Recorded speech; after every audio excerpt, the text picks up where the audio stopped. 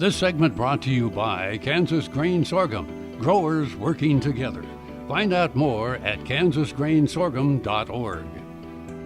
Welcome to Farm Factor. Up first today, Kyle and Mark Hague discuss the importance of building a strong partnership between the EPA and Kansas producers. Hi, this is Kyle Bauer visiting with the regional administrator with EPA Region 7, Mark Hague. Mark, I know it's no surprise to you that when we talk about EPA and agriculture, not a lot of farmers have a warm feeling about EPA, but you're trying to change that. Certainly, and that's why we're here today too. And in our region, and a lot of what I do and our staff does is get out and meet people in the fields and work with the associations and build those partnerships to build a strong environment and a strong economy. I think we can do that in partnership. What sort of things does a partnership involve? And when you refer to partnership in agriculture, what sort of things do both sides bring to the partnership? Well, you know, I think what I hear a lot in the ag sector when you get out and talk to people is everybody's stewardship of the land, everybody wanting good soil health, everybody wanting to control nutrients, everybody wanting to protect water. And so I think when I hear people talk about the challenges, we share those, and I think in there lies the opportunity for a good partnership. Truly, when we talk about the Clean Air Act or the Clean Water Act, EPA is sanctioned, if you will, or that is their job that the government has told them to do, clean up the air and clean up the water. And every day, every year, every drop is your responsibility.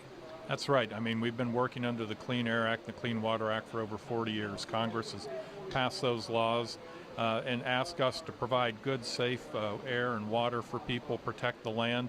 And it's an ongoing process. The science and the knowledge about what's challenges we face in the environment to protect those vital resources changes over time, our knowledge of those impacts, and we need to work to set good, appropriate standards to protect public health, to have good clean air, to protect those source waters that are important to so many of us and so many communities across the Heartland.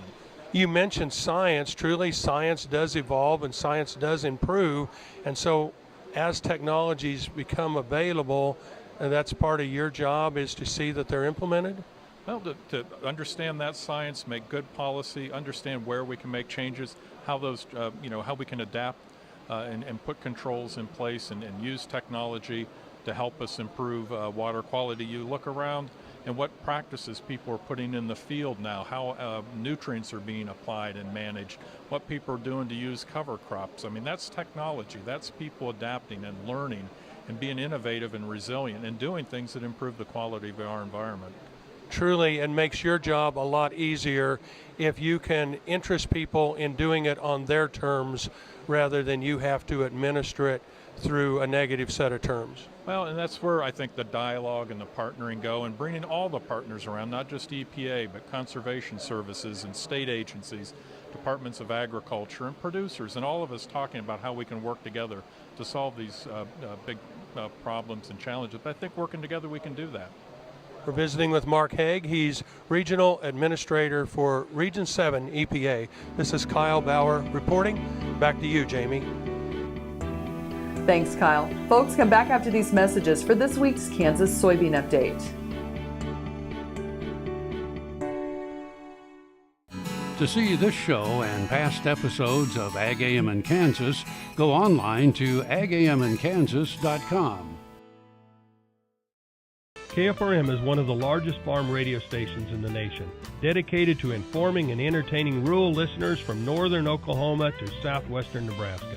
You can catch KFRM in many ways, of course, 550 on the AM dial, streaming at kfrm.com, or on your smartphone by going to the TuneIn Radio app, or on Ag AM in Kansas on Tuesdays and Facebook every day of the week.